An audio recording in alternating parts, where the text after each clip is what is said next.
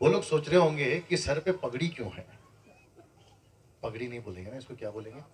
अच्छा, पगड़ी बोलेंगे। ओके, मैं पंजाब में था तो वहां पे भी पगड़ी। एनीवे, सो आप लोग सोच रहे होंगे कि मैं यहाँ पे क्या कर रहा हूँ, मैं यहाँ पे क्या कर रहा हूँ पगड़ी के साथ में, क्योंकि पौलुस ने कहा कि पुरुष के सर पे कपड़ा नहीं होना चाहिए। तो मेरे भाई मेरे को माफ करो, क्योंकि पौलुस को राजस्थान नहीं पता था, पौलुस को पंजाब भी नहीं पता था, लेकिन प्रभु को पंजाब और राजस्थान दोनों पता था। अब यहाँ के लोगों का कल्चर है, प्यार है, जो मेरे सर पे आपको दिख रहा है। सो मैं यहाँ पे इसलिए डाला हूं क्योंकि ये इनका प्यार है जो मेरे सम्मान में दिया गया है।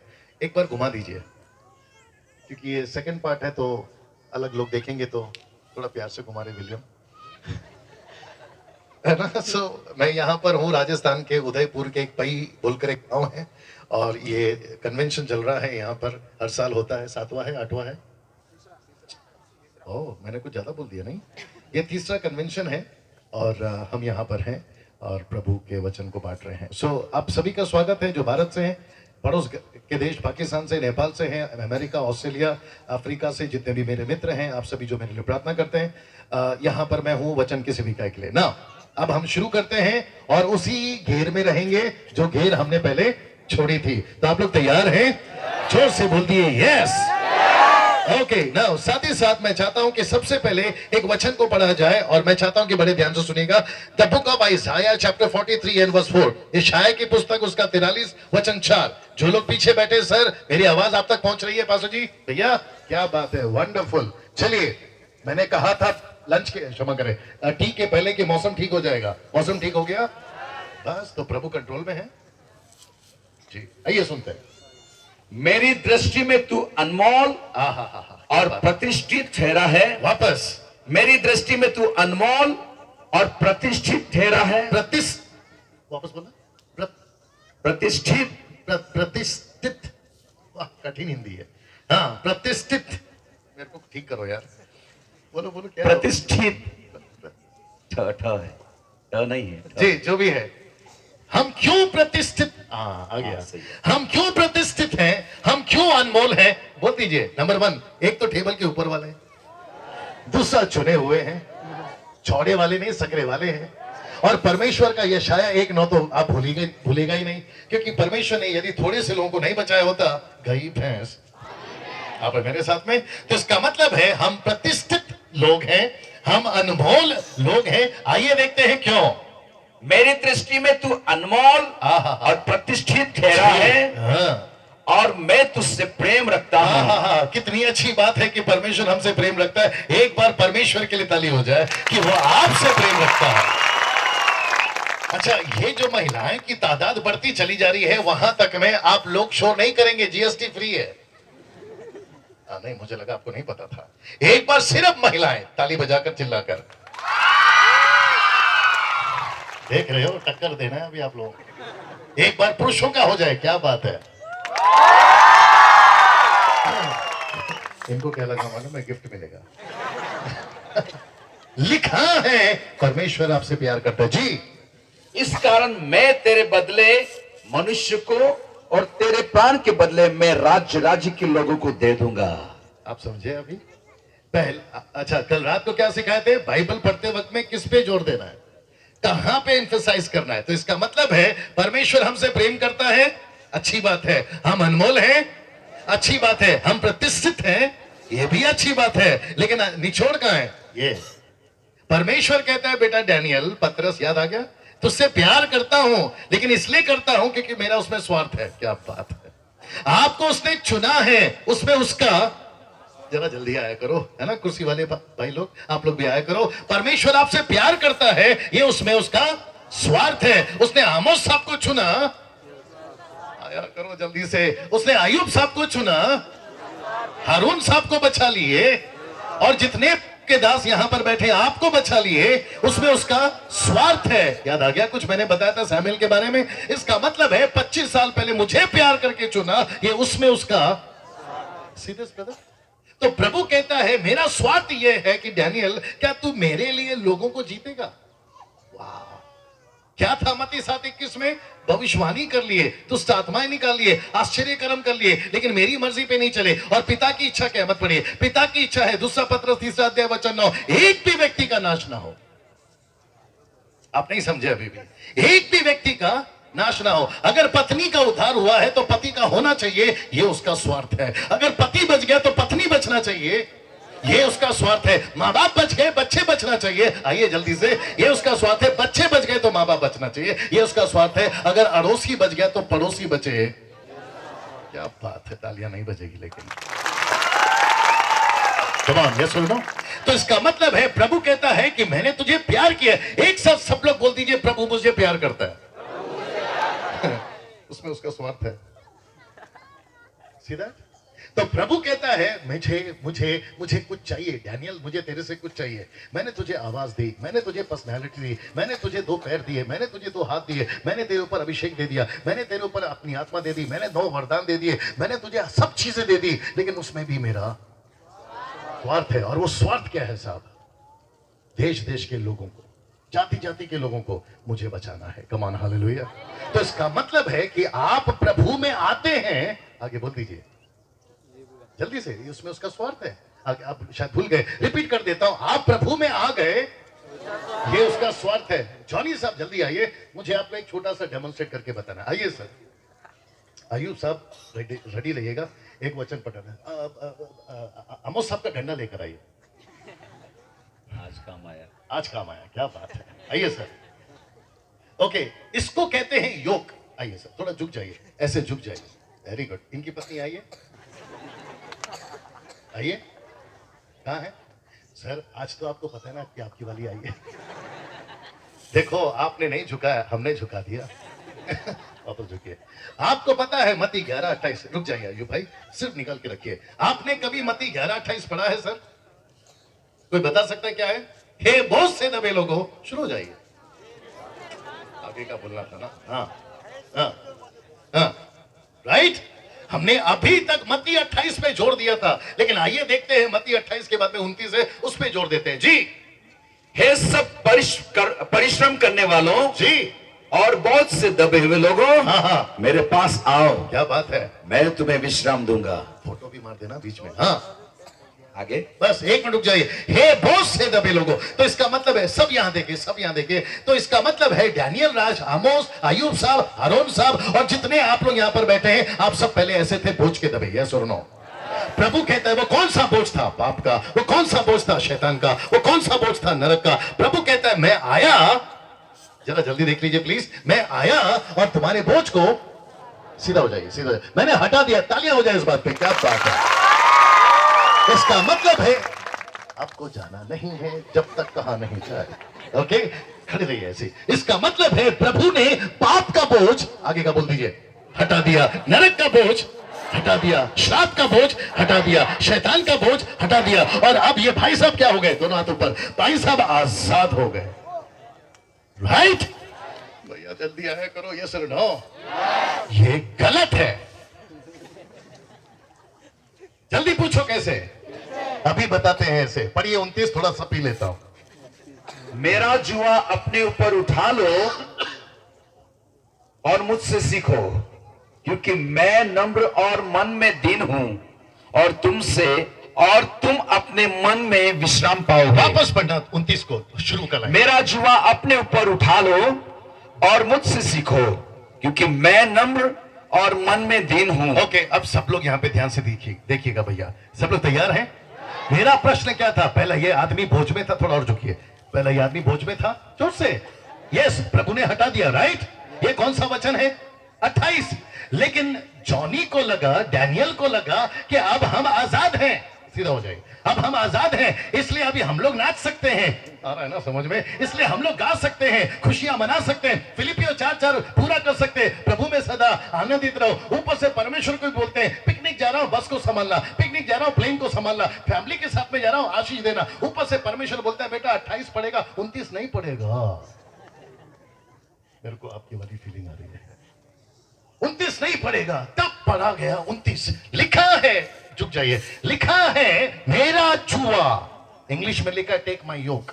मेरा जुआ, पढ़िए पासो जी, मेरा जुआ अपने ऊपर उठा लो। ओके बस, तो इसका मतलब है, इधर देखिए, और अगर मैं सही हूं तो साथ दीजिए और गलत हो तो निकाल दीजिए, वैसे भी जा ही रहा हूं। मैं सबका सहमति चाहता हूं। क्या जॉनी, अयूब भाई आपके पास माइक है, माइक में बोल दीजिए, क्या जॉनी वास्तव में आजाद हो गया अकॉर्डिंग टू स्क्रिप्चर? बोलिए, माइक पे बोलिए अयूब भाई, जोर से। नहीं। नो, आमोद साहब देखिए ना, सर आप लोग जो मंच पे बैठे, कुर्सियों पे बैठे, सर आप लोग जो यहां पर बैठे, मुझे बिल्कुल सच बताइए, क्या हम आजाद हो गए? तो इसका मतलब है हम पहले किसके गुलाम थे? शैतान के। पहले किसके गुलाम थे? पाप के। पहले किसके गुलाम थे? शराब के। लेकिन आप किसके गुलाम हैं? यीशु के। तो पहले भी आजाद नहीं थे, अब भी आजाद नहीं है। पहले भी कैद में थे, अब भी कैद में है। पहले वाला बोझ नहीं उठा सकते थे, ये वाला पक्का उठा सकते हैं। तो ये कौन सा बोझ है? ये कौन सा सेवा है? ये कौन सी मिनिस्ट्री है? परमेश्वर कहता है, जब तू संसारिक था अपनी मर्जी पे चलता था, अब तू मेरा है, मेरी मर्जी पे चल। यहां तालियां चाहिए। कहां गया छोटा हो लड़का? क्या बात है। तो इसका मतलब है, खाते उसका, पीते उसका, हवा उसकी, पानी उसकी, जमीन उसकी, आसमान उसका, तुम उसके, किडनी उसकी, दिल उसका, मर्जी भी उसकी। तो इसका मतलब है, आज दिमाग में एक गांठ बांध लीजिए कि हम कभी अपने थे ही नहीं और कभी हम सीधे हुए ही नहीं। हम पहले वहां के गुलाम थे, अब वहां के गुलाम है। आप देश घूमो, विदेश घूमो, आपके पास में ऑडी हो या बीएमडब्ल्यू हो, आप सूट में हो या बूट में हो, या फिर आप अपने कपड़े, जो आपका कल्चर है, आप उसके बावजूद भी उसके गुलाम हैं। Come on your no. इसका मतलब है, प्रभु कहता है कि मैंने तुमको कभी आजाद किया ही नहीं, तुम पहले वहां के थे, अब यहां के हैं। मेरे पास में वक्त नहीं है, मैं सिर्फ छोटा सा इशारा देता हूं, आप समझ जाइएगा। ओल्ड टेस्टमेंट में इजरायलियों को 6 साल के लिए गुलाम, क्षमा करें जी, 6 साल के लिए गुलाम बनाया जाता था। और आजा बेटा, जल्दी तरह आया कर बेटा, वीजा नहीं है मेरे पास। इसके कान देख लो भैया, ठीक से दिखा बेटा सबको। क्या है ये? बाली। इस बाली ना, कान की बाली बोलते हैं ना इसको। आप लोग क्या बोलते हैं मुझे नहीं पता। बेटा तेरे को हम लोग नीचे नहीं गिरा रहे, तेरी तारीफ कर रहा। अब तू मिला मुझे इसलिए उठा दिया। ओल्ड टेस्टमेंट में 6 साल के लिए जो इजरायली किसी को लेकर आती थी ना नौकरी के लिए, उनके कान में बाली पहनाती थी। याद आ गया कुछ? और 7वें साल उसको आजाद करती थी। लेकिन नौकर कहता था, मालिक पगार अच्छा मिल रहा है। पगार समझते ना? मालिक पगार अच्छा मिल रहा है, आप ही बहुत अच्छे हैं, और एक 6 साल निकालता हूं। याद आया कुछ? तो वो कान की बाली नहीं हटाता था। आत्मिक तौर पे हम सबके कानों में आज बाली है। सीधा? तो इसका बैठ जा बेटा, इसका मतलब है जॉनी कभी, थैंक यू ब्रदर, जॉनी कभी आजाद हुआ ही नहीं था। 28 का बोझ अलग है, 29 का बोझ अलग है। पहले उठा नहीं सकते थे, अब उठा सकते हैं। पहले दुख में थे, अब उठाकर भी बोल दीजिए सुख में है। एक गजब का रेवलेशन दे रहा, बैठ जाइए, अगर आवश्यकता होगी तो फिर बुलाऊंगा। दूसरा राजा की किताब उसका 7वां अध्याय वचन 9। दूसरा राजा की किताब उसका 7वां अध्याय वचन 9। और जितने लोग सो रहे हैं जोर से हालेलुया। ओके, जितने लोग सुन रहे हैं हालेलुया। क्या बात है जी अयूब साहब। तब वे आपस में कहने लगे, वो आपस में कहने लगे। कौन? एक मिनट अयूब भाई, कौन? अगर आपको पता चल गया होगा, क्योंकि वक्त कम नहीं है, मैं शॉर्ट कर रहा हूं। ये 4 कोढ़ी थे, समझ में आ गया? और ये कहते थे, वचन 3 मत पढ़िए, कहते थे यहां बैठे बैठे मरने से अच्छा है अराम की सेना में भर्ती हो जाए। अगर खाने को दे दिया तो भला, नहीं तो वैसे ही चला। नहीं समझे आप? अगर यहां पड़े पड़े मरना है तो वहां पे जाके मर जाते। अगर उन्होंने जीवित रखा तो भला, नहीं तो चला। और वचन 9 कहता है, जैसे ही वो, क्षमा करे, वचन 7, 8 कहता है, वो इधर देखिए, इधर देखिए, वो जैसे ही चलना शुरू करे, 4 कोड़ियों के पैर होते हैं 8। यस और नो? भैया साथ दीजिए। 4 कोड़ियों के पैर होते हैं 8। वो जब चलना शुरू करे, ऊपर से परमेश्वर ने अपनी आर्मी पीछे लगा दी और स्वर्गदूतों का चलने का आवाज दुश्मनों को सुना दिया। भैया मैं क्या बताऊं, 1, 2, 3 ऐसे भागे हैं कि पूरा का पूरा कैंप खाली, खाना पड़ा, सोना पड़ा, पिज्जा पड़ा, सैंडविच पड़ा, वड़ा पाव पड़ा। आप समझे कि नहीं समझे? और जब ये 4 कोड़ी खाने पे टूट पड़े, जल्दी पूछो क्यों? क्योंकि भयंकर अकाल पड़ा था एलीशा के जमाने में। और ये 4 कोड़ी कहते हैं, आओ जाते हैं, वहां मिल गया खाने को तो भला। 6 जैसे ही बिरयानी खा रहे थे, सब लोग सुन रहे हैं ना भैया पास्टर जी, जैसे ही बिरयानी खा रहे थे, जैसे ही पिज्जा खा रहे थे, जैसे ही वड़ा पाव खा रहे थे, वचन 9 कहता है, जी पढ़िए, तब वे आपस में कहने तब वे लगे, आपस में कहने लगे, जो हम कर रहे हैं जो हम कर रहे हैं वो अच्छा काम नहीं है। Can you believe that? मतलब जो हम इतने समय के बाद बिरयानी खा रहे हैं, आगे बोलिए ना प्लीज, वो अच्छा काम नहीं है। इतने समय के बाद जो हमको पिज़्ज़ा मिला है वो अच्छा काम नहीं है। हमको कई दिनों के बाद में हमारा बिजनेस चल पड़ा है, जल्दी से वो अच्छा काम नहीं है। मुझे पहले परमानेंट जॉब था, टेम्पररी था, अब परमानेंट हो गया है, वो अच्छा काम नहीं है। मैं पहले खुद का सोचता था और मैं अपने घर को बताता था, ऊपर से परमेश्वर को कहता था मेरा पैसा बढ़ा दे। प्रभु कहता है ये अच्छा काम नहीं है। पूछिए क्यों? आइए सुनते हैं यूं। यह आनंद के समाचार का दिन है। ये आनंद के समाचार का दिन है। देखिए आमोस भाई कितना गजब का चीज है, ये आनंद के समाचार का दिन है, परंतु हम किसी को नहीं बताते। Can you believe this? तो इसमें परमेश्वर का स्वार्थ फेल हो रहा है कि नहीं हो रहा है? हाँ या ना? यस। सर आप कुर्सी वालों साथ दीजिए ना प्लीज। इसमें परमेश्वर का स्वार्थ फेल हो रहा है कि नहीं हो रहा है? और एक आ गया, सुनिए। एक व्यक्ति था, मत पढ़िए, यूहन्ना 9 का 1 से 4 तक मत पढ़िए। एक व्यक्ति था, जन्म का अंधा था। चेलों ने पूछा प्रभु इसने गलती करी है इसके माँ बाप ने? यीशु मसीह ने बोला ना, इसने गलती करी ना इसके माँ बाप ने। यीशु मसीह के पास में तीसरा ऑप्शन था। बोला फिर कैसे हो गया? बोला ये इसलिए हुआ है ताकि परमेश्वर के काम इसमें प्रकट हो। इसका मतलब है मैं इसको ठीक करूंगा, ये अंधे से जी ठीक कर लीजिए। नहीं वहीं कहीं होगा, वहीं कहीं होगा, देख लो बेटा। हाँ हो गया। ये अंधा था, मैं इसको चंगाई दूंगा। सब लोग ठीक है यहाँ पर? ये अंधा था, मेरी स्पीड ठीक है ना? हाँ, मैं उतना भी स्पीड नहीं हूं कि आपके सर के ऊपर से चला जाऊं। ओके? नहीं मैं नहीं जाऊंगा वहां पर, मैं आता हूं वापस। ये अंधा था, मैं इसको ठीक करूंगा, ये सड़कों पे जाएगा और सबको कहेगा यीशु नाम का एक आदमी मिला, उसने मुझे चंगाई दिया है, तुम भी उसके ऊपर विश्वास करो। तो इसमें स्वार्थ किसका है? यीशु का। ये आदमी को, जीसस क्राइस्ट, आप समझे कि नहीं समझे? आपकी बिजनेस को चंगा, आपकी बिजनेस को बढ़ाने में उसका स्वार्थ है, आपको ब्लेस करने में उसका स्वार्थ है, आपको परमेश्वर ने आशीष दी है। सिस्टर्स आप लोग सुन रहे हैं, आपको उसने अच्छा जीवन दिया है, ये उसका स्वार्थ है। बाप रे, कभी ऐसे नहीं देखे सर हमने बाइबल को। आज मैं आपको परमेश्वर के अनुग्रह से बताने जा रहा हूं कि परमेश्वर का स्वार्थ है आपको बचाने के पीछे। ये 4 घोड़ियों को खाना दिया, ये उसका स्वार्थ है। आयु भाई, पास्टर जी, ये उसका स्वार्थ है। प्रभु कहता है 4 घोड़ियों में तो तुमको कब का मार देता, लेकिन मैंने तुमको जिंदा रखा है। बोला क्यों? बोला उसमें मेरा स्वार्थ है। बोला वो कैसे? बोला 2 बहनें आपस में अपने बच्चे को काट के खा रही हैं, उनको बचाना है। Can you believe this? मैंने कब कहा था परमेश्वर बेचैन होता है?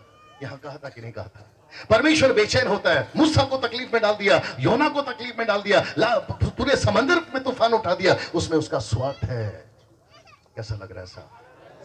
यीशु को, अभी मैं कंक्लूजन में आ रहा हूं, यीशु को नीचे भेजने में भी पिता का स्वार्थ है। Can you believe this? एक गेहूं का दाना जब जमीन में पड़ता है, मर जाता है, कितने दाने पैदा करता है ये आप जानते हैं? वो एक गेहूं था जो अदन के बगीचे में गलत हो गया, और ये एक गेहूं है जो गतसमनी के बाग में अच्छा हो गया। सीरियस? आप समझे कि नहीं समझे? वो एक बगीचा, ये एक बगीचा, वो एक आदम, ये दूसरा आदम। उसने बोया गुनाह लाया, उसने बोया पाप लाया, उसने बोया श्राप लाया, इसने बोया जीवन लाया, इसने बोया आशीष लाया। उसमें उसका स्वार्थ था। My God, wait. यीशु को क्रूस पे मारने का उसका स्वार्थ है, यीशु को खीले मारने में उसका स्वार्थ है, यीशु को कोड़े मरवाने में उसका स्वार्थ है। बोला वो स्वार्थ क्या है? तुम बच जाओ, ये उसका स्वार्थ है। अगर हम ये नहीं समझे, बोल दो गई भैंस पानी में। मैं फिर कहता हूं मत्ती 7:21 नहीं भूलना। मुझे डर लगता है सब कुछ पूरा करके 25 साल 40 साल 30 साल सेवा खत्म करके ऊपर जाने के बाद में प्रभु शाबाशी देगा, ये सोच के गए। प्रभु बोलता है बेटा सॉरी, मैं तुझे पहचानता भी नहीं हूं, क्योंकि परमेश्वर का स्वार्थ को हमने पूरा नहीं किया। कैसा लग रहा है साहब? पड़ोस को कोनी मारिए और बोलो ध्यान से सुनो, थोड़ा सा मसाला और है। Wonderful Jesus, wonderful Jesus. वाह, आप समझ रहे हैं मेरी बातों को? मेरे को एक चीज समझ में नहीं आती साहब, कैसा लगता है आप ही लोग देख लीजिएगा, ठीक है ना? बोलना शुरू करूं। अब्राहम का परमेश्वर, इसहाक का परमेश्वर, याकूब का परमेश्वर। समझ में आ गया? मूसा कहता है परमेश्वर कहां भेज रहे हो? बोला इजिप्ट में। बोला क्यों? बोला 6 लाख लोगों को छुड़ाना है। बोला बोलूं क्या? वो लोग पूछेंगे किसने भेजा? परमेश्वर बोलता है, एक बोलना मैं हूं सो ने भेजा है, दूसरा बोलना पूर्वजों के परमेश्वर ने भेजा। बोला ये पूर्वजों का परमेश्वर कौन है? अब्राहम का परमेश्वर, इसहाक का परमेश्वर, याकूब का परमेश्वर। दरअसल ऐसा नहीं होना चाहिए। फिर पूछो कैसा होना चाहिए? सारा का परमेश्वर, रबेका का परमेश्वर, राहेल का परमेश्वर। क्या होना चाहिए था? सारा का परमेश्वर, रबेका का परमेश्वर, राहेल का परमेश्वर। जल्दी पूछो क्यों? सुनना चाहोगे? लाइफ में कभी नहीं सुना होगा। जोर का झटका धीरे से देता हूं। अब्राहम 0, इसहाक 0, याकूब 0। नहीं समझे अभी भी? पॉसिबल है कि लाइन से तीनों की बीवियां 5? नहीं समझे अभी भी? लाइन से तीनों की बीवियां 5 पॉसिबल है? नो। इत्तेफाक से अब्राहम की बीवी 5 समझ में आता है। इसहाक की बीवी भी 5, याकूब की बीवी भी 5। अगर सारा ने पैदा नहीं किया होता ना तो तुम्हारा याकूब नहीं आता, और अगर राहेल ने पैदा किया नहीं होता तो आपका जोसेफ नहीं आता। समझ में आ रहा कि नहीं आ रहा? इसका मतलब है, माय गुडनेस, अब्राहम बाहर हीरो, आगे बोल दो, घर में 0। बाहर दुनिया भर के बच्चे, आगे बोल दो, जब घर पे आता है तो बच्चे ही नहीं है। पत्नी पूछती है, बाहर तो अच्छा घूमते हो सबके साथ में और सबके बाप बनते हो, यहाँ भी तो एक लाओ। आ रहा कि नहीं आ रहा? सब मैं फिर कहता, बाइबल को पढ़ते वक्त में कहां जोर देना है, कहां जोर नहीं देना है, और कौन से एंगल से पढ़ना है। जिस दिन ये समझ में आ गया तो भैया सब समझ में आ गया, क्योंकि खोजा बाइबल पढ़ तो रहा है लेकिन समझ नहीं रहा है। फिलिप को भेजा, बोला समझा इसको, पूरी जिंदगी जाता रहेगा मंदिर, बाइबल कभी नहीं समझ पाएगा, इसको तुझे जाके समझाना होगा तब समझेगा। कैसा लग रहा है साहब? मैं भी 25 साल से बाइबल ही को पढ़ रहा था। इंदिरा गांधी, धर्म प्रकाश शर्मा, उसका पीए जो कि दिल्ली में था, अब बेचारे चल बसे। उसने मैडम को पूछा, मैडम ने पूछा तुम आज ऑफिस में लेट क्यों है? धर्म प्रकाश बोलता है मैडम बाइबल पढ़ रहा था। इंदिरा गांधी बोलती है तू क्या बाइबल पढ़ेगा? मैंने 13 बार बाइबल पढ़ा। जैसे का 13 बार बाइबल पढ़ा, किसी ने उसको 16 बार गोली मार दी। यस और नो? 83 में। तुम बाइबल होती है साहब, ये क्या किताब है क्या तुम्हारे स्कूल की और कॉलेज की? तुम पढ़ोगे और समझ में आ जाएगा। अच्छे अच्छे पढ़े नहीं समझ में आया, जब तक वो नहीं समझाएगा कोई नहीं समझेगा। मैंने कल रात को बोला था, बाइबल सर के नीचे तकिया रखकर बनाकर सोने की कोई जादू की किताब नहीं है, आपके जीवन और पड़ोस के जीवन को बदलने की ताकत रखता है। कमान कमान, तालियों में कंजूसी नहीं चाहिए। पीछे पीछे पीछे। कैसा लग रहा है साहब? इसका मतलब है परमेश्वर का स्वार्थ क्या है? आपका उदयपुर बचे। जरा जल्दी से आइएगा जब आपकी बारी आती है। परमेश्वर का स्वार्थ क्या है? उदयपुर बचे। परमेश्वर का स्वार्थ क्या है? आपका पई बचे। परमेश्वर का स्वार्थ क्या है? राजस्थान बचे। परमेश्वर का स्वार्थ क्या है? आपका कहां से आते हैं पासा जी आप? मैं भूल गया। नवापुर, वहां से बचे। आपका गुजरात बचे, मेरा महाराष्ट्र बचे, AP, KP, MP, UP, Goa, Jammu Kashmir. आपका भारत का 125 करोड़ 65 लाख 72 हजार, और आपके पूरे पूरे भारत के 6 से 7 लाख गांव बचे हैं। ये उसका स्वार्थ है। कैसा लग रहा साहब? वो लड़की कहां गई जिसको मैंने पहला खड़ा किया था? चलिए कोई भी आ जाओ, बेटा तुम आओ। कहां गया मेरा वाला? अच्छा, 2-3 को तो घर ले ही जाऊंगा यहां से। ये लड़की को बचाया, इसमें किसका स्वार्थ है? थोड़ा जल्दी से आइए प्लीज। मेरा बहुत सारा मैसेज है, अगर सब याद नहीं रखा कोई बात नहीं, लेकिन ये लाइन नहीं भूलना कि उसमें उसका स्वार्थ है। समझ में आ गया आपको? तो ये लड़की को बचाया, किसका स्वार्थ है? ये लड़के को बचाया, किसका स्वार्थ है? ओके, अब ये लड़का कहता है कि प्रभु नमस्ते, बाय बाय। तो इसको बचाने का मकसद पूरा हुआ? तो बोलो गई भैंस पानी में। बेटा सिर्फ एग्जांपल है, ठीक है ना? इनके माता पिता अगर यहाँ पर है तो मैं माफी मांगता हूँ, ये सिर्फ एग्जांपल है। ये लड़की कहती है कि प्रभु क्या जीवन दिया है, प्रभु क्या पढ़ाई दिया है, प्रभु क्या टैलेंट दिया है, प्रभु क्या मुझे सुंदरता दी है, बाय बाय। तो परमेश्वर का स्वार्थ पूरा हो रहा है? सोच के देखे किस मकसद के लिए चुना था इसको और किस मकसद के साथ चुना था इसको। और जैसे मैं इनको कह रहा हूं, इनके कंधे पे बंदूक रख के दरअसल आपको गोलियां मार रहा हूं, वो बात अलग है। यहां बैठा हर कोई उसके स्वार्थ के लिए बचाया गया। राइट और नो सर? जल्दी से पड़ोस को हाथ मिलाकर बोलो तुम उसके स्वार्थ के लिए हो। बोल दीजिए बेटा, बैठ जा बेटा, बैठ जा। तुम उसके स्वार्थ के लिए हो। राइट राइट सर, पास्टर जी, राइट और नो? हम सब उसके स्वार्थ के लिए। राइट और नो पास्टर जी? हम सब उसके स्वार्थ, मैं खुद उसके स्वार्थ के लिए हूं। नाउ मेरा जो मैसेज है उसके आखिरी हिस्से में मैं पहुंच रहा हूं। ये थोड़ा सा लंबा खींचेगा और मैं बहुत बोरिंग प्रीचर हूं। खबरदार अगर किसी ने हाँ बोला। एक प्रश्न पूछूंगा और साथ ही साथ जो YouTube पे मुझे सुन रहे हैं वो भी बड़े ध्यान से सुनिएगा। सब लोग तैयार हैं? एक प्रश्न पूछूंगा, प्रश्न भी है और मेरा उत्तर ही इसमें आ जाएगा, क्योंकि मैं समझ रहा हूं वक्त भी कम है, तो मैं ही शुरू हो जाता हूं। हो जाऊं? अगर मुझे कोई पूछे, रिपीट कर रहा हूं, अगर मुझे कोई पूछे कि यीशु मसीह के जीवन को हम कितने हिस्सों में बांट सकते हैं, 1, 2, 3 या 4 तक, तो मैं कहूंगा 4 तक। पूछिए कैसे? शुक्रिया। सबसे पहला, पैदा होने से लेकर 12 साल तक की उम्र। फिर दूसरा, 12 साल से लेकर 30 साल होने तक। देखिए ये होता है ऐसे। हाँ, कम से कम से बोल रहा हूं, पहले दिन से बोल रहा हूं, इस्तेमाल करो। फिर वापस मशीन मिटाऊं यहां पे, वापस आइए। पहला क्या है? पैदा होने से लेकर 12 साल तक। दूसरा क्या है? 12 साल से लेकर 30 साल तक, यानी कि 18 साल का गैप। कितने हो गए भैया? 2। तीसरा है 30 साल से लेकर, बड़े ध्यान से सुनना, मैं बाइबल से बात करता हूं, 30 साल से लेकर 33.5 साल तक। कितने हो गए? चौथा कौन सा है? वो कितने दिन का? जोर से, जोर से। वाह! तो इसका मतलब है, पहला है पैदा होने से लेकर 12 साल, दूसरा है 18 साल, तीसरा है 3.5 साल, चौथा है 40 साल। वापस आएंगे। पहला क्या है? शुरुआत के 12 साल, दूसरा क्या है? 18 साल, तीसरा क्या है? 3.5 साल, चौथा क्या है? 40 दिन। Can you believe this? कभी ऐसे सोचे थे? आइए पता लगाते हैं, क्या पैदा होने से लेकर 12 साल क्या किए? आप ही को पता है क्या किए। अपने पिता कारपेंटर जो थे लकड़ी का, कभी उसके साथ खेले, कभी इसके साथ खेले, लेकिन 12 साल की उम्र में दिखाई दे गए। और जब दिखाई दिए तो माता पिता को 3 दिन के लिए छोड़कर चले भी गए। और वो बात अलग है कि मां कहती घूम क्या, ये तो घूमे वो को बचा के लाता, ये क्या घूमेगा?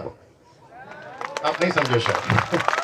और जब मां ढूंढते ढूंढते पाई गई तो पता चला, बड़े बड़े शास्त्रियों के बीच में सवाल जवाब करते हुए पाया गया, इसका ये टॉपिक अलग है, फिर कभी बात करेंगे। लेकिन 18 साल के लिए कोई महाबुद्धि जीव लोगों ने कहा यीशु मसीह 18 साल की उम्र में भारत आए थे। हद होती है यार। 12 साल की उम्र से लेकर 30 साल तक की उम्र में यीशु मसीह अपने घर में थे। पूछो कैसे? बाइबल रिकॉर्ड करती है। शास्त्री फरीसी ने कहा, अरे ये बढ़ई का बेटा नहीं है क्या? तो इसका मतलब है वो नासरत में ही था। कम ऑन, अरे ये तो अपने बीच में आता जाता था ना, ऐसा लिखा है कि नहीं लिखा है? तो यानी कि यीशु मसीह 18 साल की, क्षमा करें, 12 साल से लेकर 30 साल तक की, यानी टोटल 18 साल कहां थे? नासरत में, इजिप्ट में ही, क्षमा करें, यूएई में, यानी कि मिडिल ईस्ट में। लेकिन 3.5 साल वो दिखाई देना शुरू किए। यस और नो? सबसे पहला चमत्कार आपको पता है, कल बता दिए थे। फिर उसके बाद में मुर्दों को जिंदा करना, फिर उसके बाद में भूखों को खिलाना, उसके बाद में पानी पे चलना। मजा लीजिएगा साहब, जरा सा देखिएगा। यीशु के पैदा होते, रुक जाइए, यीशु के पैदा होते ही, पूछो क्या? वापस कहूंगा फिर आप लोग ना क्या, ठीक है ना? यीशु के पैदा होते ही कैलेंडर के 2 टुकड़े हो गए। नहीं समझे आप? कैलेंडर के 2 टुकड़े हो गए, एक हो गया एडी और दूसरा हो गया बीसी। बड़े बड़े साइंटिस्ट नहीं समझ पा रहे ये हो कैसे गया, बड़े बड़े ज्ञानी नहीं समझ पा रहे ये हो कैसे गया। टाटा हो या अंबानी, बिरला हो या कोई और रोडपति हो या करोड़पति, सब लोग लिखते वक्त में एडी और बीसी ही लिखते हैं। कम ऑन, यस और नो?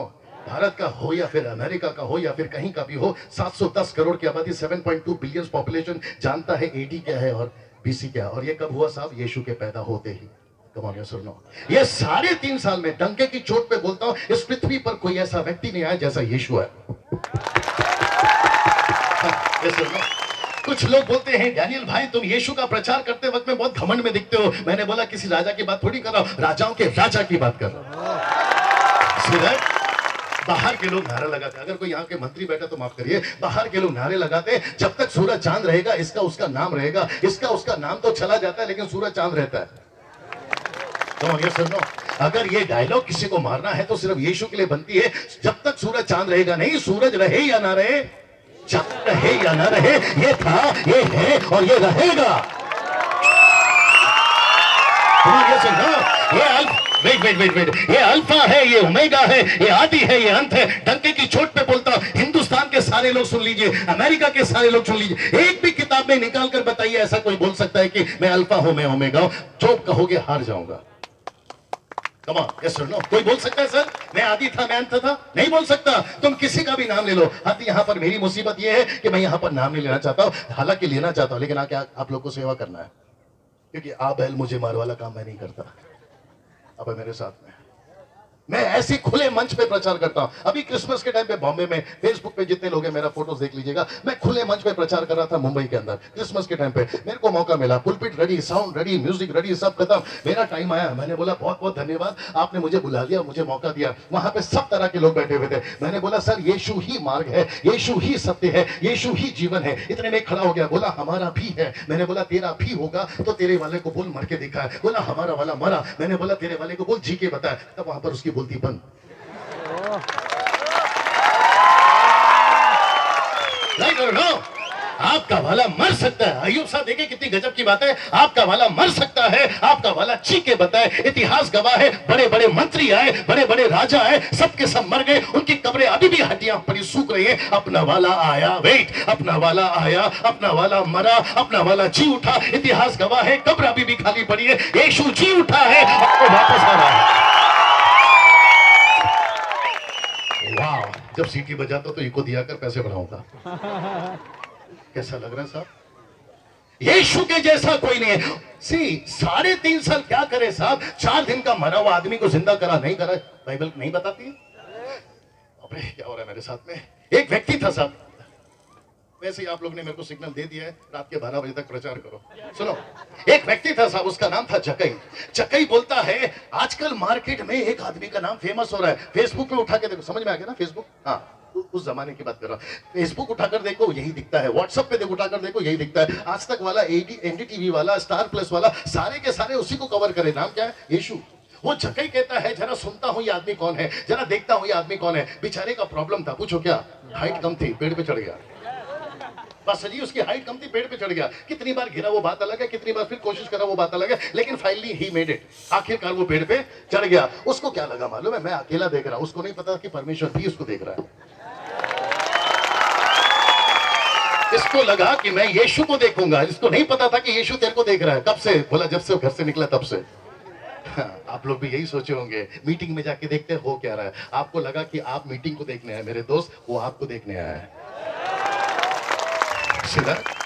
जकई को लगा जरा देखो तो सही। जकई की हालत खराब हो गई, ज्यादा लंबा नहीं खींचूंगा। जकई की हालत खराब हो गई, बोले यार बड़ा गजब का आदमी है, इसकी पर्सनैलिटी अलग है, चाल अलग है। और वो रास्ता कौन सा था? यरीहो वाला। और वो आखिरी रास्ता था, मतलब उसके बाद यीशु वापस नहीं आने वाला था, क्योंकि ये लूका का 19वां अध्याय है और 23वें अध्याय में यीशु मसीह, यानी कि 4थे अध्याय के बाद यीशु मर रहा था। वो आखिरी मौका था। यीशु ने बोला अगर अभी इसको नहीं बचाया तो ये फिर नेक्स्ट मौका नहीं मिलेगा। यीशु ने बोला बेटा नीचे आ।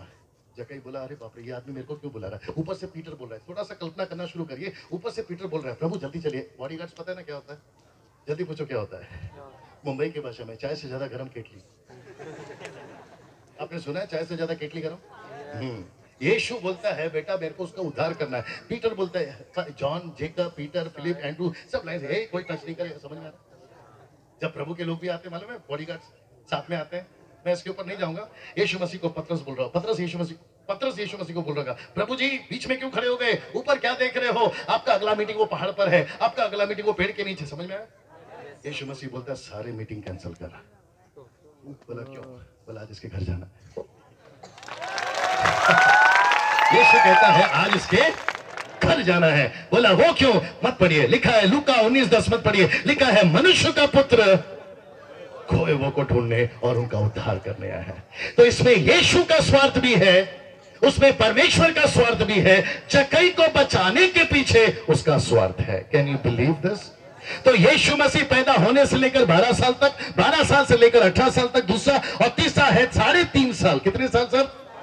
लेकिन मुझे बात करना है चौथे वाली, बस मैं उसके बाद खत्म करने वाला हूं। आपको नहीं, बात को तैयार है आप लोग? 40 दिन, सब लोग बोलो 40 दिन। एक प्रश्न है, क्या कभी 40 दिन के बारे में सोचे थे? जो लोग YouTube पे हैं, जो ये फेसबुक पे देखेंगे, मैं उनसे भी पूछना चाहता हूं, भारत के जितने भी चर्चेस लोग हैं, भारत के जितने भी एवेंजलिस्ट टीवी प्रीचर्स हैं, भारत के जितने भी पास्टर्स हैं, टीचर्स हैं, सबसे ये सवाल पूछ रहा हूं, क्या आपने कभी 40 दिन की स्टडी के बारे में सोचा? अगर आपने सोचा था तो आपको सलूट है, अगर आपने पढ़ा था तो आपको सलूट है, अगर आपने कभी इसको टीच किया था तो आपको सलूट है, लेकिन अगर आपने नहीं किया तो सर आज आपको सुनना पड़ेगा। तो आप लोग तैयार हैं?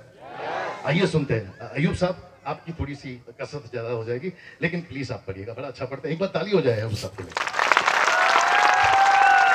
ओके, प्रेरितों की किताब 1 अध्याय वचन 1 से लेके 3। मैं रिक्वेस्ट करूंगा बीच में, ओके बच्चे जा सकते हैं लेकिन बीच में और कोई ना उठे प्लीज।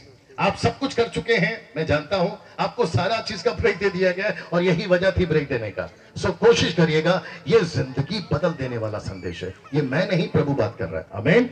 आइए सुनते हैं प्रेरितों की किताब पहला अध्याय 1 से लेके 3 तक, the book of acts chapter 1 from 1 to 3। Ji. Hey Theophilus, मैंने पहली पुस्तिका उन सब बातों के विषय में लिखी जो यीशु आरंभ से करता और सिखाता रहा, उस दिन तक जब तक वहां उन प्रेरितों के जिन्हें उसने चुना था पवित्र आत्मा के द्वारा आज्ञा देकर ऊपर उठाया न गया। उसने दुख उठाने के बाद बहुत से पक्के प्रमाणों से अपने आप को उन्हें जीवित दिखाया और 40 दिन तक वह उन्हें दिखाई देता रहा और परमेश्वर के राज्य की बातें करता रहा। Okay, thank you so much Ayub भाई।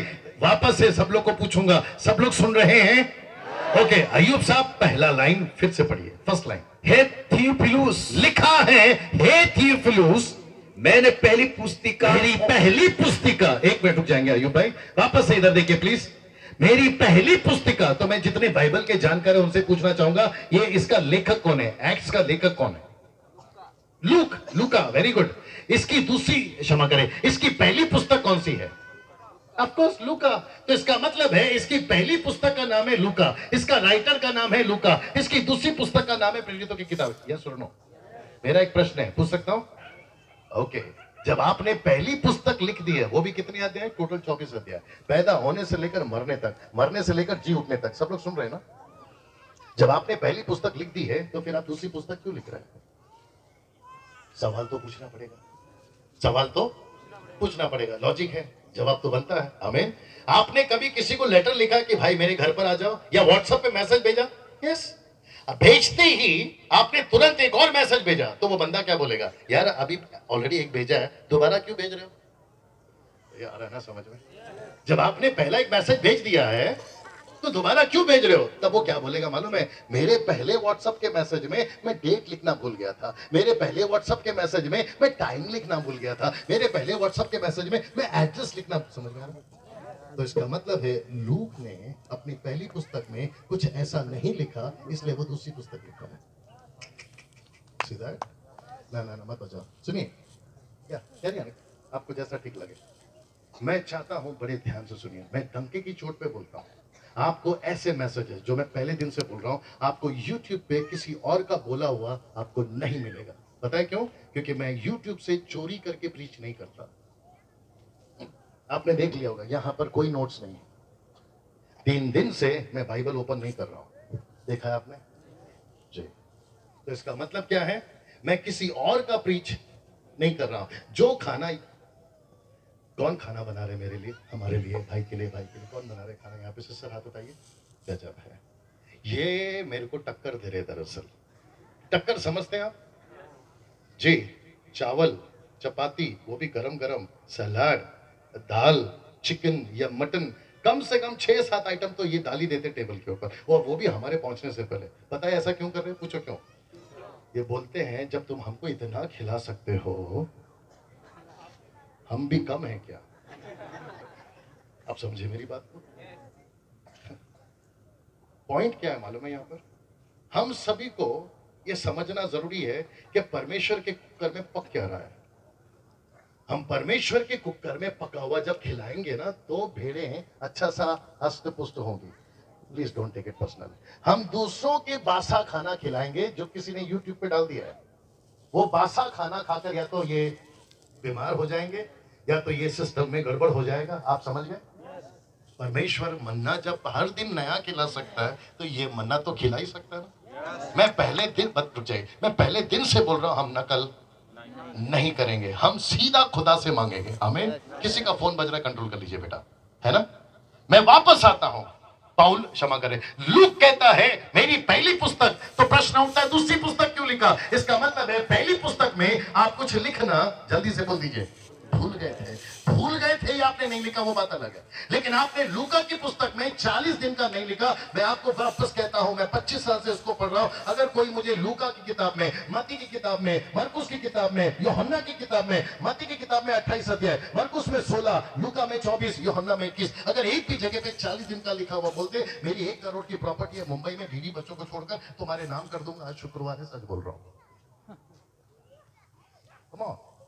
आपको नहीं मिलेगा पास्टर जी, आपको चारों किताबों में 40 दिन वाली बात नहीं मिलेगी। आपको पैदा होने से लेकर 12 साल तक वाला चक्कर मिलेगा। सब लोग सुन रहे हैं ना? 18 साल कहां थे वो मिलेगा, आप 3.5 साल वो मिलेगा, लेकिन 40 दिन वाला आपको सिर्फ यहां मिलेगा। मैं डंके की चोट पे बोल रहा हूं। सब लोग ठीक है? वाह। आइए देखते हैं वचन 3 को कि 40 दिन, सब लोग तैयार है?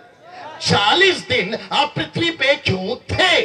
जी, उसने दुख उठाने के बाद वापस, उसने दुख उठाने के बाद वापस, उसने दुख उठाने के तो बाद इंग्लिश में लिखा है आफ्टर सफरिंग, लिखा है आफ्टर सफरिंग। आफ्टर सफरिंग का मतलब